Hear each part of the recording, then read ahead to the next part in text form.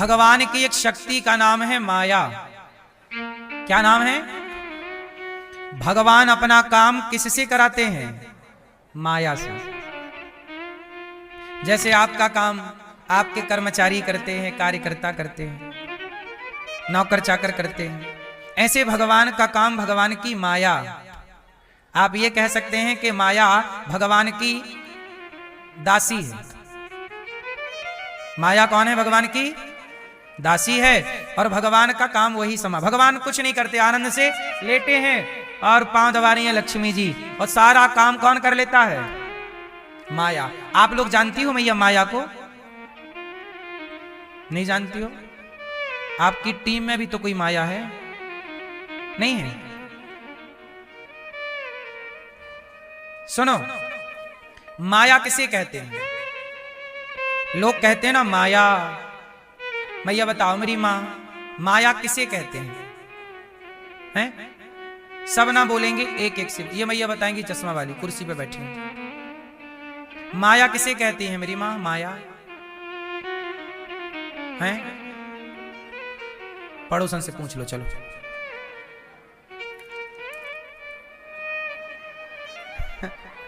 ये माया, ये आप बताओ ऑरेंज मैया हैं? क्या? पैसा। हाँ, कुछ लोग इतनी गलतफहमी में हैं, पैसे को ही माया समझते हैं। सुनो, पैसा भी माया है, पर माया क्या है ये जान लेना बहुत जरूरी है। पैसा भी माया है, पर माया का स्वरूप कुछ और है। जब बताऊंगा तब आपकी समझ में आएगी। आप जानते हो माया? माया आप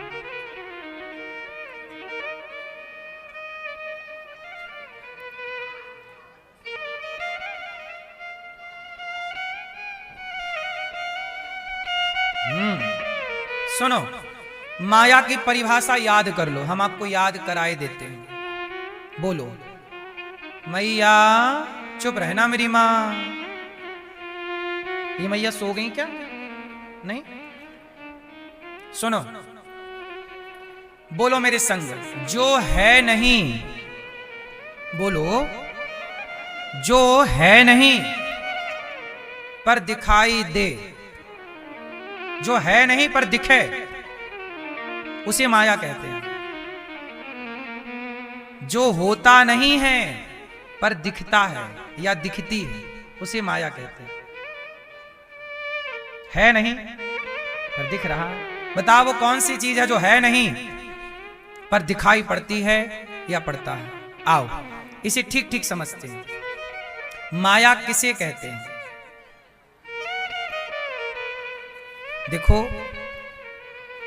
जैसे आप रास्ते से जा रहे थे, गर्मियों का समय था, सड़क में ऐसा लगा कि पानी भरा है। कई बार सड़क में ऐसे नहीं लगता, दूर से रेगिस्तान में ये भ्रांति होती है, ऐसे लगता पानी भरा है। जब आप जाके देखते हैं तो वहां पानी था नहीं, पर पानी दिख रहा था। है नहीं पर दिखाई दे रहा है। यही है माया। और सुनो, रस्सी में सांप दिख जाना। रस्सी में क्या दिखता है? अरे सांप। देखा ध्यान से तो ये तो सांप नहीं था, ये तो रस्सी है जी। यही है माया। है नहीं, सांप था नहीं, पर सांप दिख रहा था। यही माया है। अब और गहराई से सुनो, सच बताओ, बेटा बेटी आपका है? बेटा आपका है? मैया, बेटे की आंख आपने लगाई, कान आपने लगाए, पांव आप जोड़ने गए थे, एक भी बाल लगाया हो, रोमा लगाया हो बेटे या बेटी में, तो आप बताओ, उत्तर दो।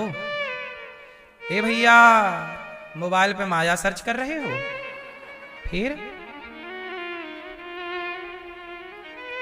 ये परिभाषाएं ना गूगल के पास है, ना चैट जीटीपी होता है कुछ, जीपीटी, उसके पास भी नहीं है ये व्याख्याएं। सुनो, आपके बेटे में एक भी रोमा आपने लगाया हो, किसी ने तो बताओ। सारा डिजाइन किसने किया है आपके बच्चे को? उसे रूप रंग किसने दिया है?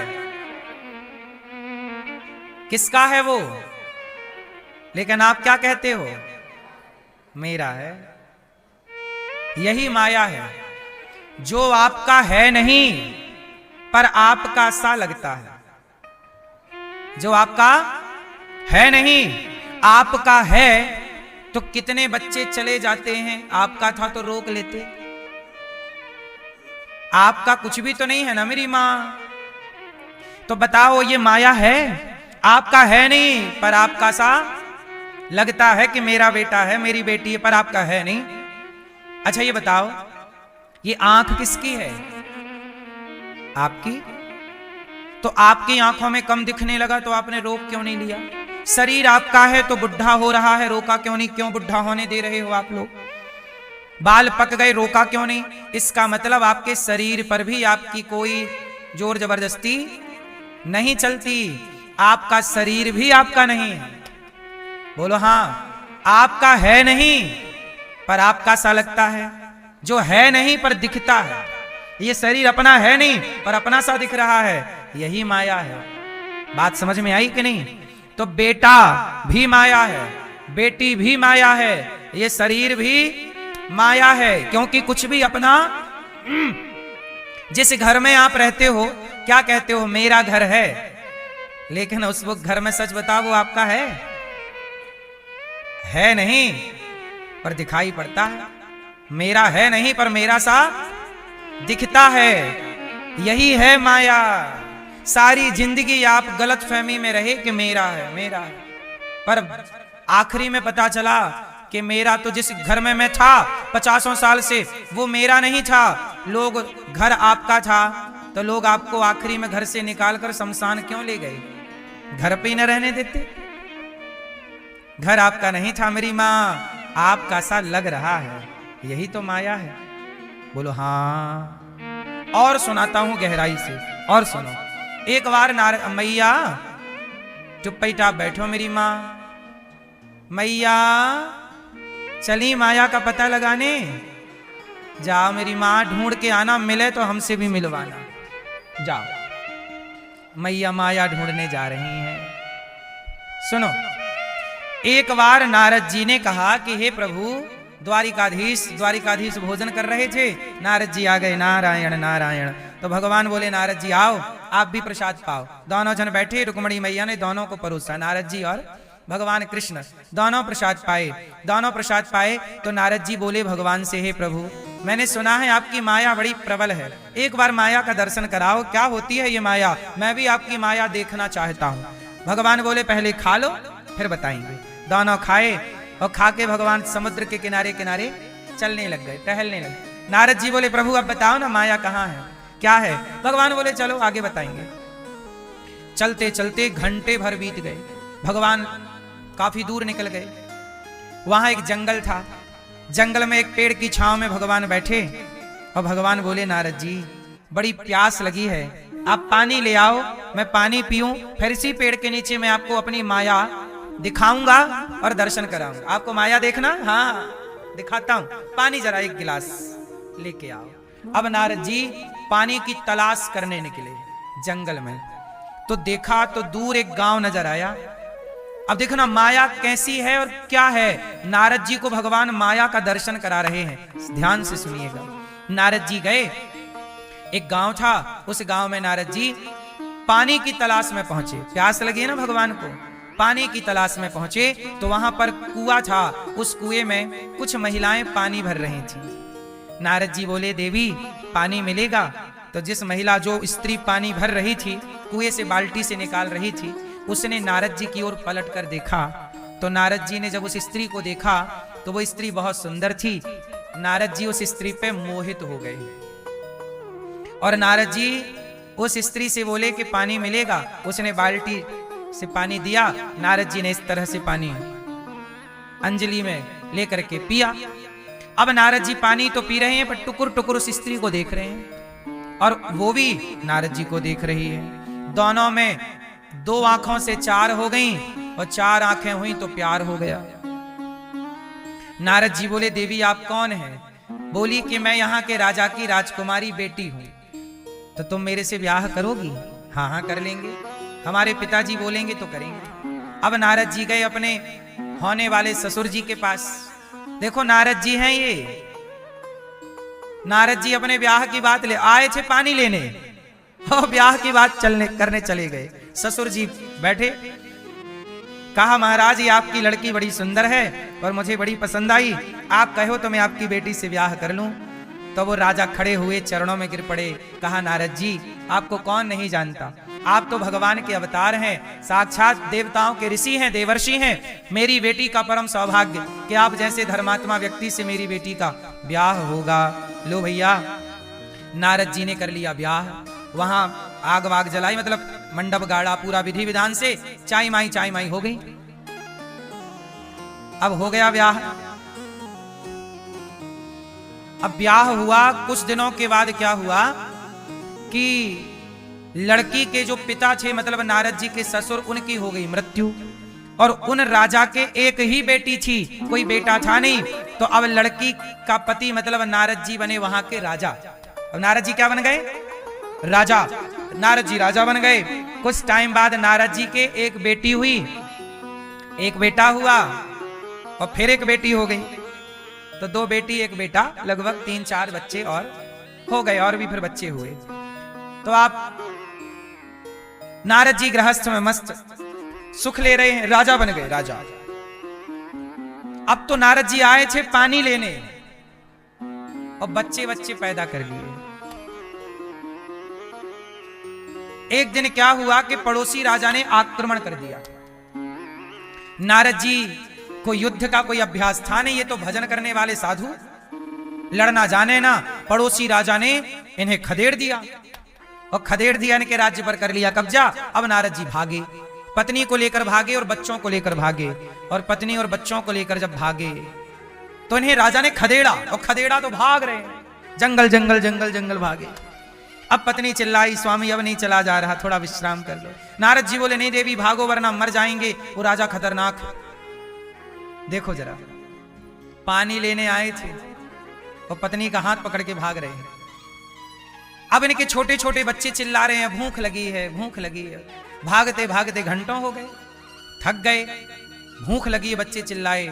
नारद जी बोले हे भगवान, भूख लगी है बच्चों को क्या दे दूं? तभी दिखाई पड़ा कि नदी के उस पार एक गांव है। बोले उस गांव में यदि हम पहुंच जाएंगे तो हमें कुछ खाने को मिल जाएगा। अब वहां पर नारद जी नदी पार कैसे करें? तो उन्होंने लकड़ी वहीं पड़ी थी, तो लकड़ी की एक टेम्परेरी नाव बनाई, और नाव में जैसे तैसे पत्नी को बिठाया और बच्चों को बिठाया, और नाव चलाए, ऐसे चल रही है। अब देखना जरा, जैसे ही नाव बीच नदी में पहुंची तो नाव बिखर गई, क्योंकि बहुत सारी लकड़ियों को जोड़ के बनाया, कोई गांठ वांठ खुल गई, सब लकड़ी अलग हो गई। और भगवान की ऐसी माया कि नारद जी डूबने लग गए, पत्नी डूबने लग गई, उनकी छोटी बेटी और छोटा बेटा और बड़ी बेटी सब डूबने लगे। अब नारद जी किसी बेटी को बचाएं तो बेटा डूबे, बेटा बेटी को बचाएं तो पत्नी डूबे, बड़ी गहरी नदी, और नारद जी डूबने लगे। बहुत प्रयास किया बचाने का, कोई ना बचा। नारद जी जैसे तैसे किनारे लगे, वो किनारे लगकर अपनी पत्नी को डूबते हुए देख रहे, अपनी बेटी और अपने बेटे को डूबते हुए देख रहे, और नारद जी रो रहे, हे भगवान तू कितना निर्दयी है, क्या बिगाड़ा था मेरे बच्चे ने, तूने मार डाला।